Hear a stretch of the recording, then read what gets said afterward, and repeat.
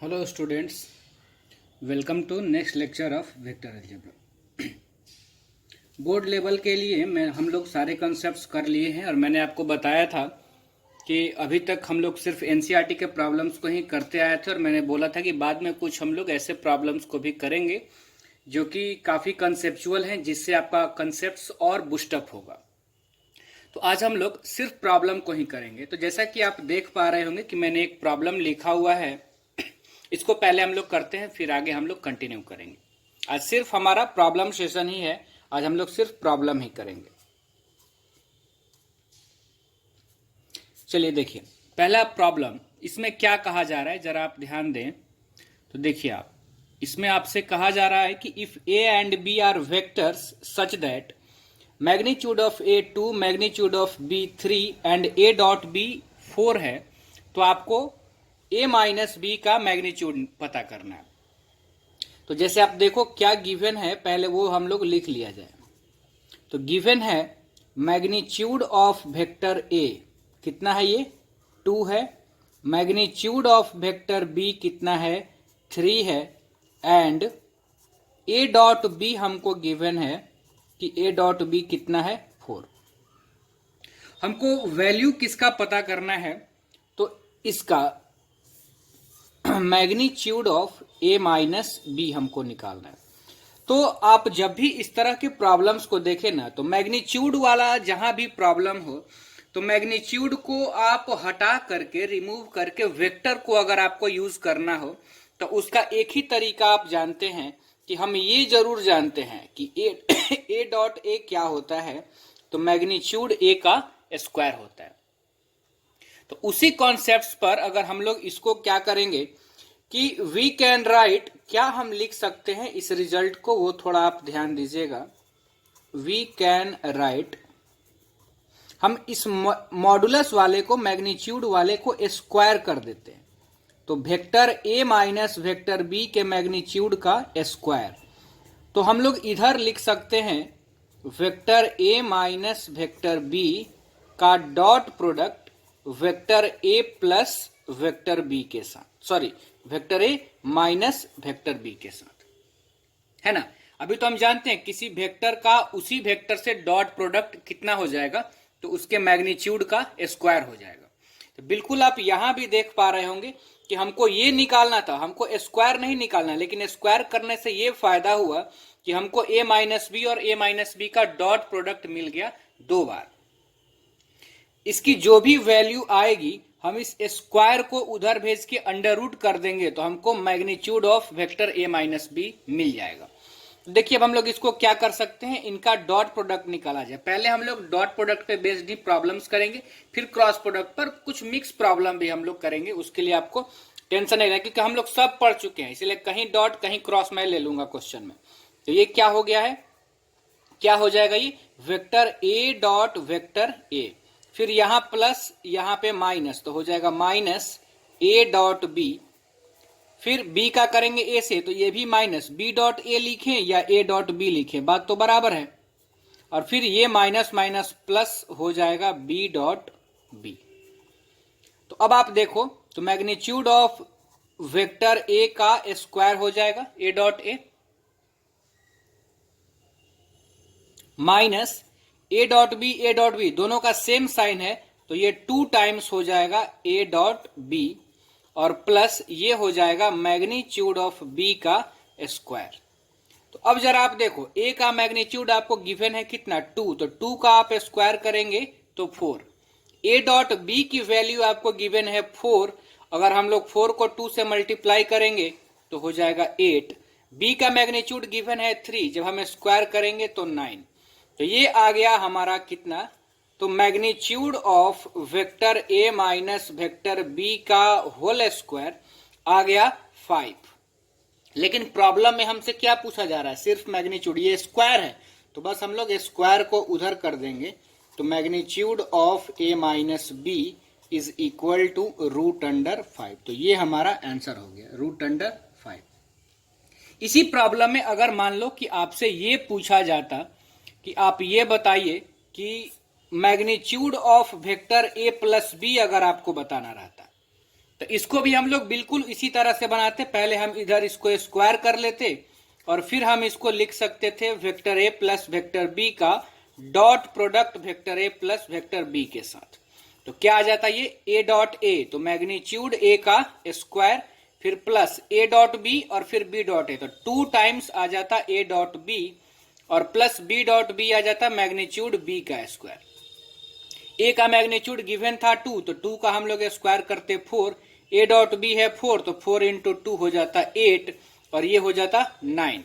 तो ये कितना हो गया 12 प्लस 9 यानी कि 21।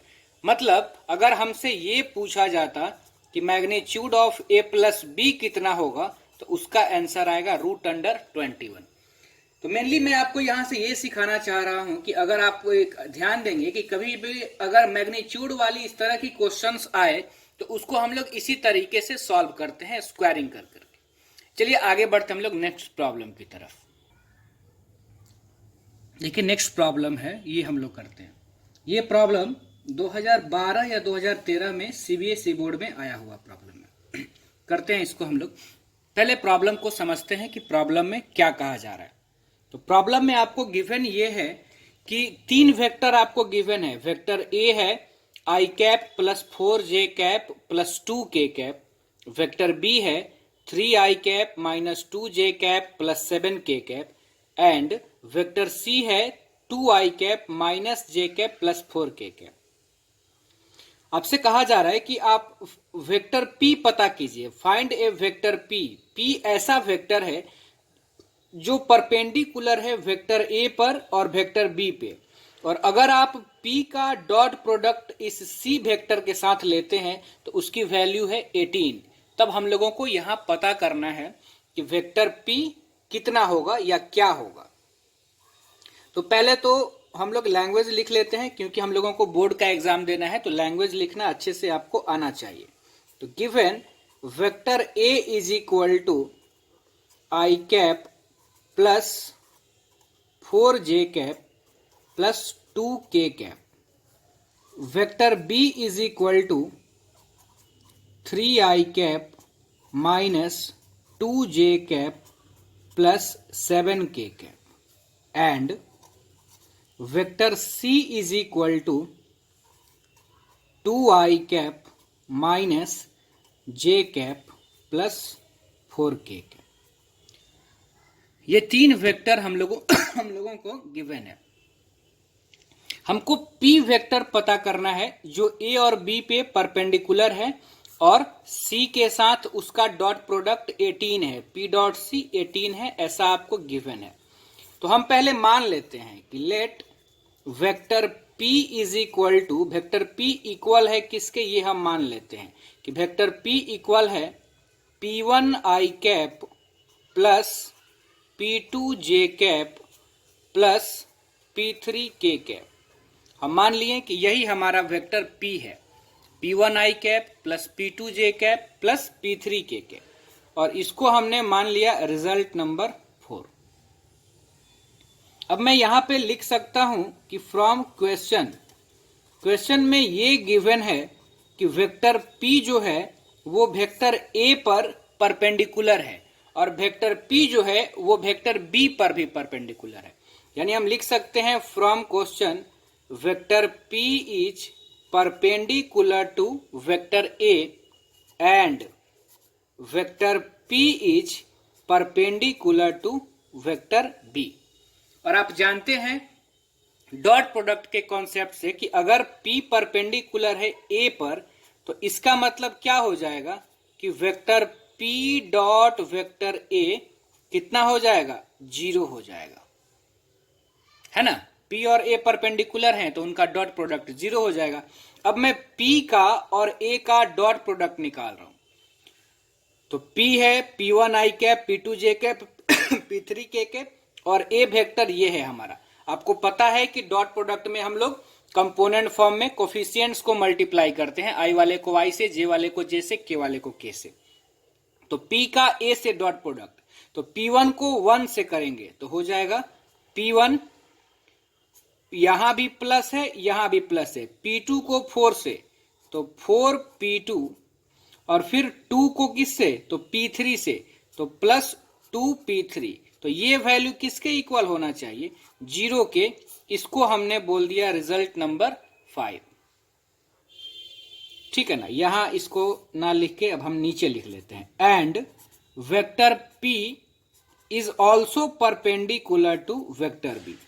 दिस इंप्लाइज दैट, ये क्या इंप्लाइज करेगा कि अगर परपेंडिकुलर है तो P और B का डॉट प्रोडक्ट हो जाएगा 0।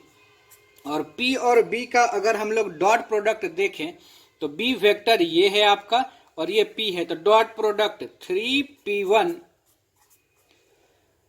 माइनस 2P2 और प्लस 7P3। तो ये भी क्या हो जाएगा, 0। इसको हम बोल देते हैं रिजल्ट नंबर 6। क्वेश्चन में जो जो दिया हुआ था उसी के अनुसार हम लोग अपना काम करते चल रहे हैं। 3 वेक्टर गिवन था, हमने लिख लिया। P वेक्टर निकालना था, हमने मान लिया। P वेक्टर A वेक्टर के परपेंडिकुलर है, ये प्रॉब्लम में था। इससे हम समझ गए कि दोनों का डॉट प्रोडक्ट 0 होगा, हमने वो काम करा। फिर आगे गिवन है कि P वेक्टर B वेक्टर के परपेंडिकुलर है, तो ये भी हमने करा। यहां से भी एक हमको रिजल्ट मिला। अब एक इंफॉर्मेशन और है प्रॉब्लम में कि P डॉट C की वैल्यू 18 है। तो चलिए आगे हम लोग अब P डॉट C की वैल्यू को 18 करते हैं। तो यहां से हम लोग लिख सकते हैं and P dot C equal to 18। तो आप जो वेक्टर P और C का डॉट प्रोडक्ट निकालेंगे तो वो आप देख लीजिएगा, जो आप पहले लिखेंगे तो वो आएगा 2P1 minus P2 plus 4P3 equal to 18, result number 7। अब आपको करना ये है कि आपको इन तीनों ही इक्वेशंस को 5, 6 और 7 को सॉल्व करके P1, P2 और P3 का वैल्यू निकाल लेना है। अगर आप वैल्यू निकाल लेंगे तो फिर आप उसमें पुट कर देंगे वेक्टर P में, तो आपको सॉल्यूशन मिल जाएगा। और इसका वैल्यू निकालने के लिए हम लोग यूज करेंगे क्रॉस मल्टीप्लीकेशन मेथड को, जो मैं आपको इस कॉपी पे अलग से बता रहा हूं कि कैसे सॉल्व किया जाता है क्रॉस मल्टीप्लीकेशन से। अभी जो हमने लिखा था उसमें हमारा पहला इक्वेशन था, ये देखिए P1 plus 4P2 plus 2P3 equal to 0। और छठा इक्वेशन था हमारा 3P1 minus 2P2 plus 7P3 equal to 0। बस इन्हीं दोनों को हम लोग क्रॉस मल्टीप्लीकेशन से सॉल्व कर सकते हैं। और कैसे करेंगे तो देखिए कैसे किया जाता है। वेरिएबल्स को पहले लिख लिया जाता है। P1 पहला वेरिएबल है, दूसरा है P2, तीसरा है P3। तो कैसे लिखेंगे हम लोग, P1 divided by equal to P2 divided by equal to P3 divided by. ये आपको तीनों ऐसे लिख लेना है। फिर P1 के डिनोमिनेटर में क्या करना है तो ध्यान से आप सीखिएगा। इस मेथड का यूज हम लोग वेक्टर के अच्छे प्रॉब्लम्स में और इसके बाद जो हम लोग करेंगे 3D ज्योमेट्री, वहां पर भी हम लोग करते हैं। तो P1 के डिनोमिनेटर में क्या होगा, तो P1 को हम लोग कवर कर लेंगे और बाकी जो बच गए ना इनके कोफिशिएंट्स को मल्टीप्लाई करते हैं। यानी 4 को करेंगे 7 से मल्टीप्लाई तो हो जाएगा 28। और फिर होता है माइनस 2 को करेंगे -2 से तो -4 हो जाएगा ये। तो ये माइनस माइनस ऑलरेडी क्या हो जाएगा। P2 के डिनोमिनेटर में क्या लिखेंगे तो P2 वाले को कवर कर लेंगे, हटा देंगे और इधर से मल्टीप्लाई करेंगे। पहले P2 वाले को इधर से करेंगे, इधर से नहीं तो अगर आप इधर से करना चाहते हैं तो यहां माइनस लेना होगा। तो P2 को कवर किए और 2 को 3 से मल्टीप्लाई किए 6 और फिर -1 को 7 से मल्टीप्लाई किए तो 7। ठीक है ना। आगे P3 के डिनोमिनेटर में तो इसको कवर किए और मल्टीप्लाई किए 1 को -2 से तो -2 और फिर -4 को 3 से तो 12। फिर से आप समझ लीजिएगा। पहले आप वेरिएबल्स को P1, P2, P3 लिख लीजिए ऐसे, P1 divided by equal to P2 divided by equal to P3 divided by, इस तरह से। अब P1 के डिनोमिनेटर में कैसे लिखना है तो P1 वाले को छोड़ देना है और इनको मल्टीप्लाई करना है। किनको? तो कोफिशियंट्स को। तो यहाँ कोफिशियंट है 4, यहाँ है 7, तो 4 इंटू 7 28, फिर माइनस होता है 2 इंटू -2, तो -4 होगा जो प्लस हो गया। P2 को कवर कर दिए, तो हम लोग इधर से करेंगे 2 इंटू 3 कोफिशियंट्स को, P2 वाले को नहीं, छोड़ देना है इनको। 2 इंटू 3 6, और फिर माइनस 1 इंटू 7, P1 का 1 है कोफिशियंट, 1 इंटू 7 7। P3 को कवर करना है, इसको हमने ढक लिया, और इसको कोफिशियंट्स 1 को -2 से -2, फिर -4 को 3 से 12। तो इस तरह से हम लोग इसको सॉल्व करते हैं। तो यही जो आपका रिजल्ट है, तो उसको अगर हम लोग देखें 5 और 6 से अगर हम करें तो यही आएगा। हाँ, तो हम लोग क्या लिखेंगे? Solving equation 5 and 6 using cross multiplication,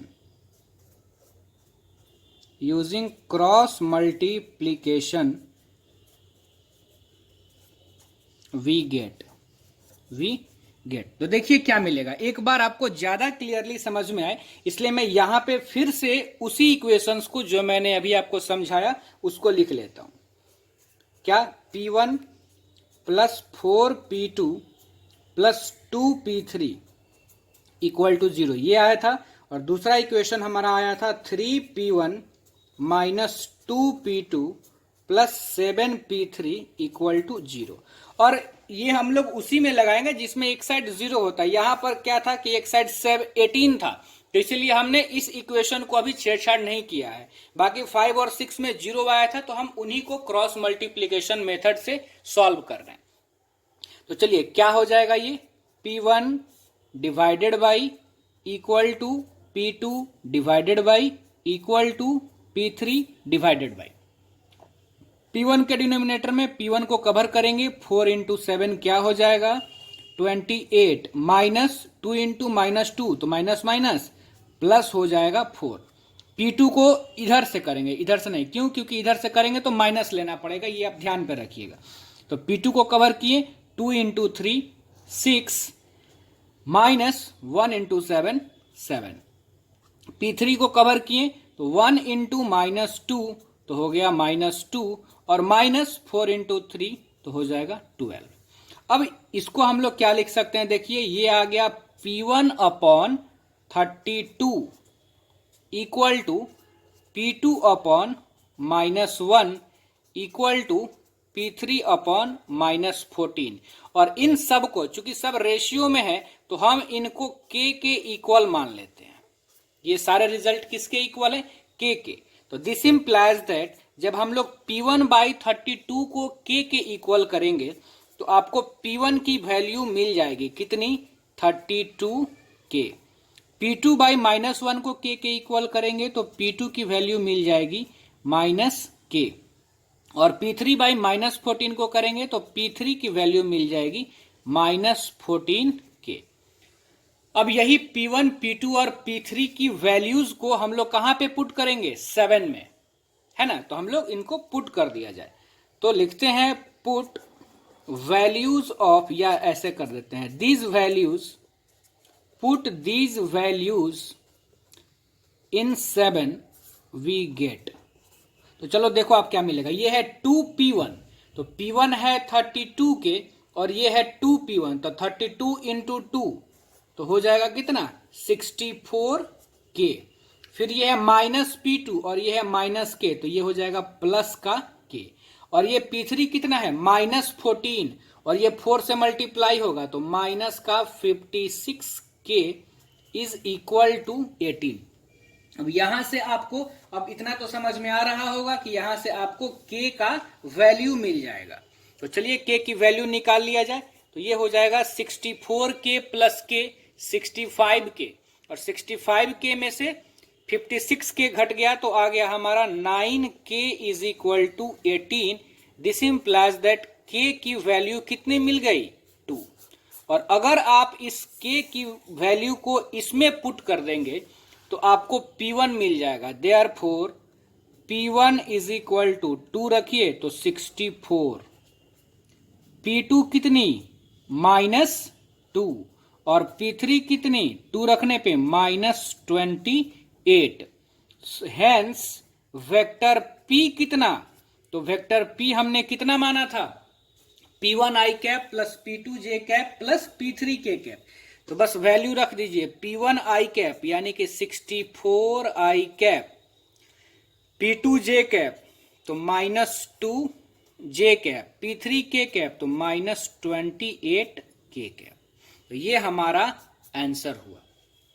हाँ, थोड़ा लेंदी ये प्रॉब्लम जरूर था, और अगर इस तरह के प्रॉब्लम्स आपके एग्जाम में आते हैं तो वो लॉन्ग टाइप में ही आते हैं, ठीक है ना। तो ये आएंगे तो मैक्सिमम मार्क्स में आएंगे, क्योंकि ये टाइम टेकन प्रॉब्लम होते हैं। लेकिन एक बार फिर से आप इनको थोड़ा समझ लीजिए। क्या था, 3 वेक्टर आपको ABC गिवन था, आपसे कहा जा रहा था कि आप वेक्टर P निकालिए जो कि A और B पे परपेंडिकुलर हो और C के साथ उनका डॉट प्रोडक्ट हो 18। तो हमने क्या किया कि ये 3 वेक्टर ले लिया, P वेक्टर को मान लिया, P डॉट A 0 हो जाएगा क्योंकि परपेंडिकुलर था, तो ये रिलेशन मिला। P डॉट B 0 करने पे हम लोगों को ये रिलेशन मिला, और P डॉट C को हमने 18 कर लिया। फिर 0 वाले जो रिजल्ट थे उनको हमने क्रॉस मल्टीप्लीकेशन से सॉल्व कर लिया, तो वहां से हमको P1, P2 और P3 की वैल्यू एक वेरिएबल K के टर्म्स में मिल गया। फिर उन वैल्यूज को हमने 7 में यूज कर लिया, तो वहां से हमको K की वैल्यू मिल गई। फिर इस K की वैल्यू को P1, P2, P3 में रख देने पे P1, P2, P3 की वैल्यू मिल गई, और P1, P2 और P3 की वैल्यू जब इस इक्वेशन में हमने रख दिया तो हम लोगों को वेक्टर P मिल गया। उम्मीद है समझ में आपको आया होगा। आगे बढ़ते हैं नेक्स्ट प्रॉब्लम की तरफ। देखिए, नेक्स्ट प्रॉब्लम हम लोग करते हैं। इसमें क्या है कि find a vector whose magnitude is 3 unit. एक ऐसा वेक्टर हम लोगों को पता करना है जिसका मैग्नीट्यूड कितना हो, तो 3 यूनिट हो, and which is perpendicular to, और वो वेक्टर इन दोनों वेक्टर पे, ए वेक्टर और बी वेक्टर पे परपेंडिकुलर हो। कुछ प्रीवियस टाइप जैसा ही प्रॉब्लम है इस बार भी। ए वेक्टर आपको गिवन है 3i cap plus j cap minus 4k cap, और बी वेक्टर आपको गिवन है 6i cap plus 5j cap minus 2k cap. हम लोगों को क्या निकालना है, एक वेक्टर निकालना है जिसका मैग्नीट्यूड कितनी हो, 3 यूनिट हो। तो चलिए हम लोग उस वेक्टर को निकालते हैं। हम मान लेते हैं उस रिक्वायर्ड वेक्टर को नाम दे देते हैं C, क्योंकि ये A और B ऑलरेडी गिवन है। तो हम लोग लिख लेते हैं let the required vector is vector C is equal to, यही हमको निकालना है C vector, C1i cap plus C2j cap plus C3k cap. अब बस अगर हमको C1, C2 और C3 की वैल्यू मिल जाए तो मैं बता सकता हूं इस वेक्टर की वैल्यू। अब क्वेश्चन में ये दिया हुआ है कि C वेक्टर का मैग्नीट्यूड कितना है, 3 यूनिट है। तो हम लोग यहां पर लिख सकते हैं अकॉर्डिंग टू क्वेश्चन क्या हो जाएगा, magnitude of C is equal to 3 unit. This implies that, अगर हम इस वेक्टर का मैग्नीट्यूड लिखें तो कितना हो जाएगा, root under C1 square plus C2 square plus C3 square equal to 3। This implies that C1 square plus C2 square plus C3 square equal to 9। इसको हमने मान लिया रिजल्ट नंबर 2। जो मैग्नीट्यूड का वैल्यू दिया हुआ था वहां से एक और इंफॉर्मेशन हमको C1, C2 और C3 में मिल गया। और हमको क्या गिवन है फ्रॉम क्वेश्चन, ये भी हमको गिवन है कि vector C is perpendicular to vector A। This implies that vector C का डॉट प्रोडक्ट A के साथ कितना हो जाएगा, 0 हो जाएगा। और अब आप देख लो ध्यान से, तो वेक्टर C है हमारा ये C1i cap, C2j cap, C3k cap, और ये है हमारा वेक्टर A। तो डॉट प्रोडक्ट कितना होगा, 3C1 plus C2 minus 4C3, तो minus 4C3 equal to 0, result number 3। And और एक इंफॉर्मेशन है हमारे पास, कौन सा इंफॉर्मेशन है कि वेक्टर सी जो है वो ऑल्सो परपेंडिकुलर है वेक्टर बी के, यानी this implies that vector C और डॉट वेक्टर बी ये भी कितनी होगी, 0 होगी। तो बी वेक्टर ये है, डॉट करेंगे तो C1 6 से मल्टीप्लाई होगा, तो 6C1 plus 5C2 plus 5C2 minus 2C3 equal to 0, result number 4। अब आपको क्या करना है, पता है कि 3 और 4 को हम लोग सॉल्व करेंगे किस तरह से, तो क्रॉस मल्टीप्लीकेशन का यूज करके। तो देखिए आगे मैं लिख रहा हूं,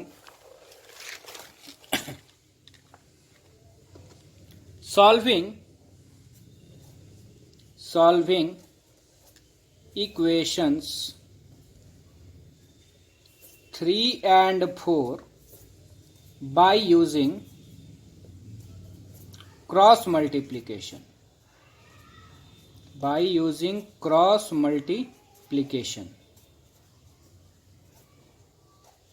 we get। तो मैं एक बार फिर से आप ज्यादा क्लियरली समझो इसलिए दोनों ही रिलेशन को एक साथ लिख लेता हूं। तो क्या था रिलेशन हमारा तीसरा, 3C1 plus C2 minus 4C3 is equal to 0, और नंबर 4 रिलेशन था हमारा 6C1 plus 5C2 minus 2C3 equal to 0। अब यहां पे क्या है कि आपका वेरिएबल है C1, C2 और C3, तो हम लोग कैसे लिखेंगे, C1 divided by equal to C2 divided by equal to C3 divided by, यही वेरिएबल्स थे। C1 के नीचे तो इनको कवर करेंगे, कोफिशिएंट्स को मल्टीप्लाई करेंगे, तो 1 को मल्टीप्लाई करेंगे -2 से, तो -2, और फिर -5 को -4 से, तो ये -20 हो जाएगा, तो माइनस माइनस यहां प्लस का 20 हो जाएगा। C2 को कवर करेंगे और इधर से मल्टीप्लाई करेंगे, तो C2 कवर, तो -4 को 6 से, तो माइनस का 24, और फिर -3 को करेंगे -2 से, तो ये माइनस माइनस प्लस हो जाएगा, और कितना 3 × 2 6 हो जाएगा। फिर हम लोग C3 को कवर करेंगे और इधर से ही करेंगे 3 × 5 15 माइनस 6 × 1 तो 6। इस चीज को ध्यान से समझना होगा, नहीं समझ पाएंगे तो फिर अच्छे प्रॉब्लम्स में वेक्टर और 3D में बहुत जगह इनका यूज होगा, तो फिर आपको वहां पे दिक्कतें आनी शुरू हो सकती है। फिर से एक बार समझे, C1 C2 C3 इस तरह से इक्वल लिख लेना है। C1 को नीचे क्या लिखना है, तो C1 को कवर कोफिशिएंट 1 को -2 से -2, फिर -4 को 5 से, तो ये माइनस माइनस प्लस का 20 हो जाएगा। C2 को लेना है तो इधर से करना है, तो -4 को 6 से -24, और फिर -3 को -2 से, तो माइनस माइनस प्लस का 6 हो गया। फिर C3 को कवर 3 को 5 से 15, और -6 को 1 से, तो 6 हो जाएगा। अब ये देखिए कितना हो गया, तो ये हो गया हमारा C1/18 इक्वल टू C2/-18 और इक्वल टू C3/9। हम लोग क्या करते हैं कि 9 से तीनों को मल्टीप्लाई कर देते हैं, तीनों रेशियो बराबर है, तो 9 से मल्टीप्लाई करने के बाद ऊपर में क्या हो जाएगा, C1/2, ये हो जाएगा C2/-2, और ये हो जाएगा C3/1। और अब हम लोग इसको किसके इक्वल मान लेंगे, K के इक्वल।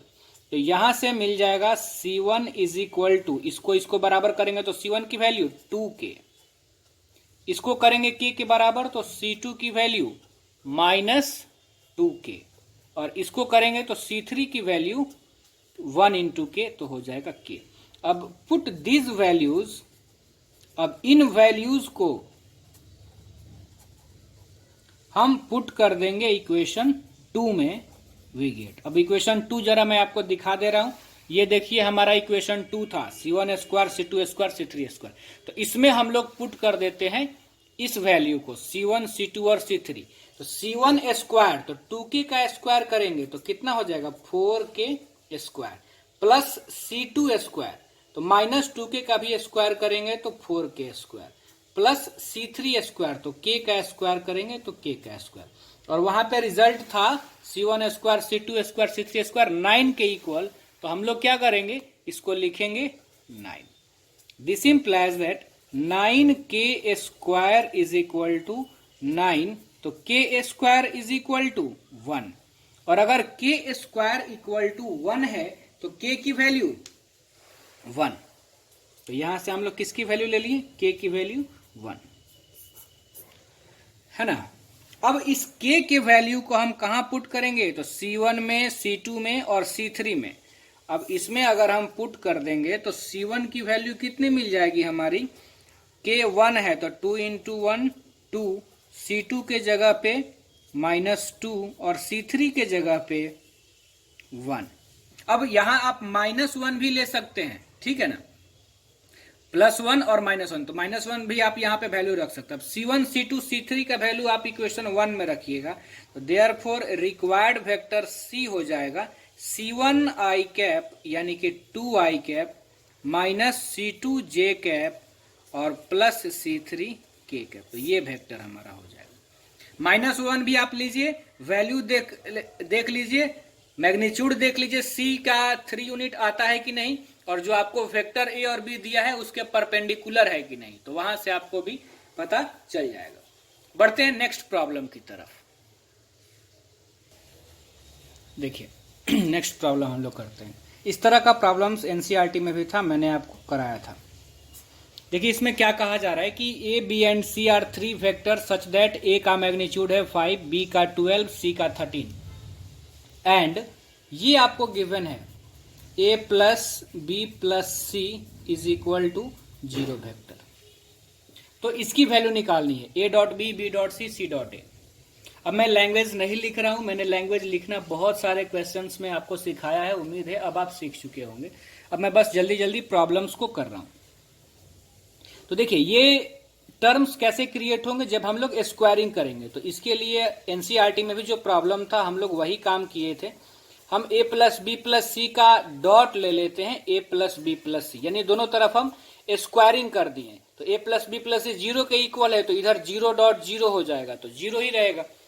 फिर यहां से हम लिख सकते हैं A डॉट A, तो वो आएगा मैग्नीट्यूड A का square, plus B dot B आएगा कभी तो मैग्नीट्यूड B का स्क्वायर, कभी ना कभी आएगा C डॉट C तो मैग्नीट्यूड C का square, plus A dot B आएगा 2 बार, B डॉट C भी आएगा 2 बार और C डॉट A भी आएगा 2 बार, तो हम लोग लिख सकते हैं 2 times A dot B plus B dot C plus C dot A। ज्यादा फास्ट इसलिए हूं क्योंकि ये प्रॉब्लम्स मैंने आपको बताया है एनसीईआरटी में, बस वहां पे अंतर ये था कि तीनों ही वेक्टर यूनिट वेक्टर थे, यानी ABC का मैग्नीट्यूड जो यहाँ पे आपको 5, 12 और 13 दिया गया है वहां पे 1 था।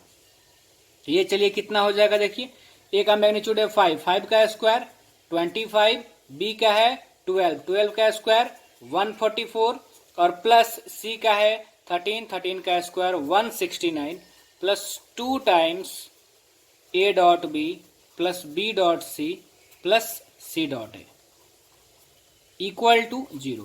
जब आप इनको सॉल्व करेंगे तो 144 और 25 हो जाएगा 169, तो ये 2 बार हो जाएगा, 2 इंटू 169, 2 बार ऐड हो जाएगा ना, उधर जाएगा तो माइनस में और एक बार 2 से कट जाएगा, तो आ जाएगा आपका आंसर क्या, A dot B plus B dot C plus C dot A is equal to minus का 169। आप सॉल्व करके आगे अच्छे से देख सकते हैं, यही आपका आंसर आने वाला है। आगे बढ़ते हैं। देखिए इस प्रॉब्लम को हम लोग करते हैं।